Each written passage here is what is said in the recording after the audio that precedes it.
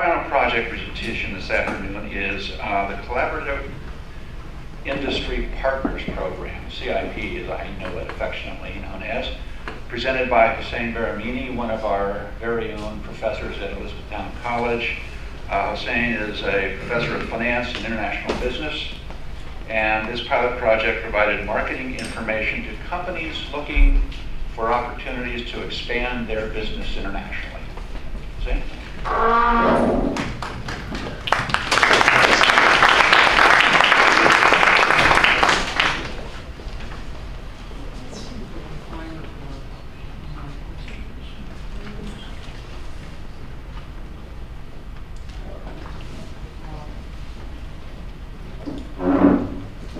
Since after lunch and everybody's ready to take a nap, maybe start with a good joke that may be kind of related to what we've been hearing. There are three experts, guidance counselors, who are supposed to go to high schools and talk to kids, high school kids, about three main topics of interest to them. And they each had, of course, limited time, about 10 minutes or so. And the first one went on and talked about drug abuse and make sure that they all understand potential hazards of different types of drugs. The first one ran in 10 minutes, took about 15 minutes. A second one was supposed to talk about drinking and driving and all that, be careful about that. So he did that, and it took also another 15 minutes or so. So the last one coming in had only about 1 minute left, or 30 seconds left, and I was supposed to talk about sex education. And I guess that, I only have about 30 seconds left. I don't have much time. All I can say is that I like it. I felt right, the time going on before Rick mentioned that we have a little bit more time. I thought, okay, maybe I'll come in and talk about, we had this project, the students did this project, they were good. But I think I have a few more minutes to talk a little bit more about this project. I'm the director of international business at E-Town, and our students do a lot of different types of practical work, as much as we could arrange for them. One of the projects that we had last year was to work with our IP advisory board that we have, and also with the Chester County International Business Council, with Kutztown University, SBDC, Small Business Development Center. So it's government, private industries, college, to put together projects for students to do. I call that collaborative industry partnership, so that the students would have hands-on experience, being that they're seniors in international business, to work with companies to actually, as consultants, to help them reach into markets in other countries and learn how to do marketing, find distributors, export agencies, and so on. So that's basically what the project is about. So I'm going to talk about that very briefly and quickly, and then I'll tell you the connection that to IT and what we plan to do next. And this is supposed to move. This will work. That's another alternative. If that doesn't work, then we'll move ahead. So what we had 5 companies that we identified with the help of Small Business Development Center. Given lack of time, I'm not going to spend too much time on these companies. Some of you may know these organizations. But they have a variety of different projects. They were looking, as I said, for markets overseas, expansion of operations overseas. And we actually went and visited these companies, talked to their presidents, to marketing people, their staff, identified the problems, issues that they had. Then I assigned teams of 4 or 5 students to each company that they worked with them throughout the semester. This was last year around this time. And at the end of the project, they were invited to come to campus, listen to presentations, and the students put together a written project, submitted to these companies. So this was the plan. These companies are ASI, CL30 in Lebanon, Trade Corporation in Hamburg, Z-Band, that is Carlyle, and of course, Ziegler Brothers. Those are the 5 companies which were involved in our last year project that our companies did. High-tech, variety of different industries that they are in. Okay, methodology that we selected. With Martin Brill, who couldn't be here from SBDC, he identified companies because companies go to visit to government agencies sometimes to ask for help.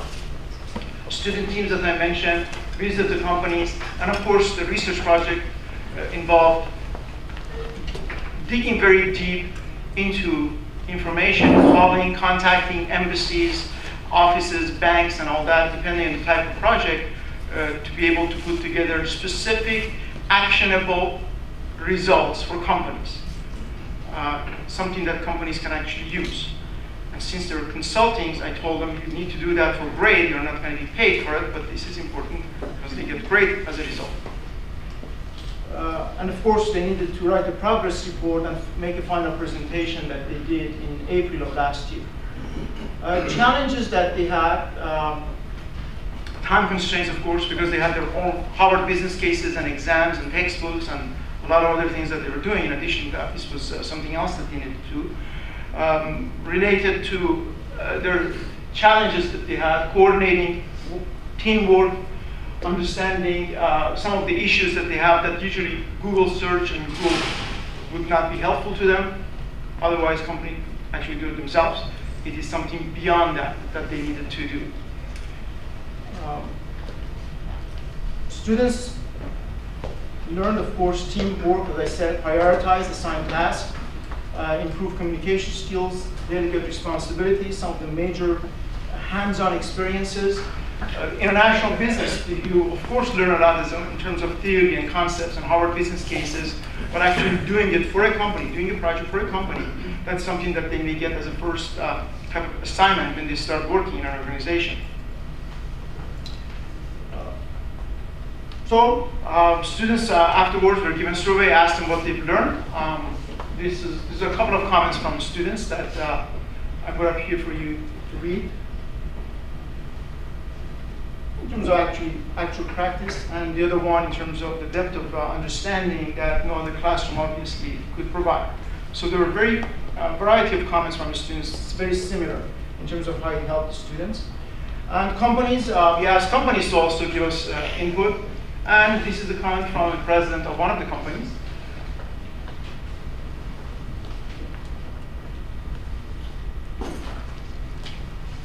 Based on comments from them, they took these recommendations very seriously, and actually almost all companies that we heard about interaction with them, that they use those recommendations in order to go into a market. There are specific suggestions that the students have. They had the name of contact person, phone number, a specific bank in Africa, in Southeast Asia, in Brazil, in India. There are all different countries that specific information students provided and gave them to them, so that they could actually call someone saying, somebody had called you 2 weeks ago about this project, I'm following up. They were that helpful, some of the very detailed type of assistance to these organizations. So, what is next? We did that last year as a pilot project. It was very successful, good for us, good for SBDC, good for companies. We did it again this year. We have 6 teams of students this year working on these projects with some other companies. And because of confidentiality forms and all that you've signed, we can't even give you the names of those companies this year. What is next is, I think this is very good for us, for Elizabethtown, for our students, for the community. So we are putting together a plan to develop what I call International Trade Incubator. To have a virtual incubator, and that's the IT portion of it that comes in, for us to help a lot of the smaller, medium-sized, small-sized companies, startups, that they are interested in exporting to other countries, they're interested in expanding their operation overseas, to come to this incubator, and it could be a virtual or physical location that we have on campus, so that the students in teams, in addition to members of our advisory board who are supportive and they are willing to help our students, to be assigned to these companies and be able to work not just during the semester, but throughout the year work with companies. That's the plan. And ITN has been very helpful. To one of our partners is ITN, plus a few other organizations that are helping us to move forward. Thank you so much.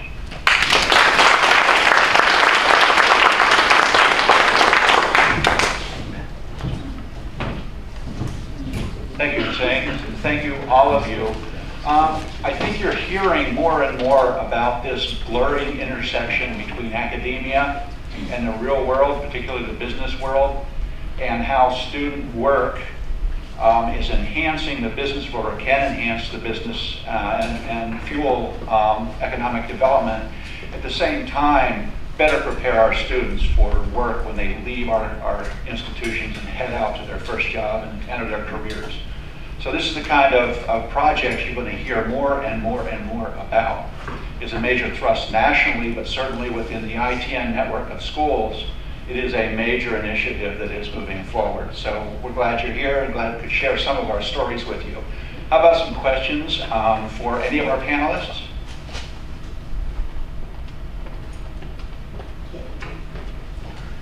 Okay. That's enough of a pregnant pause. Thank you all very much again.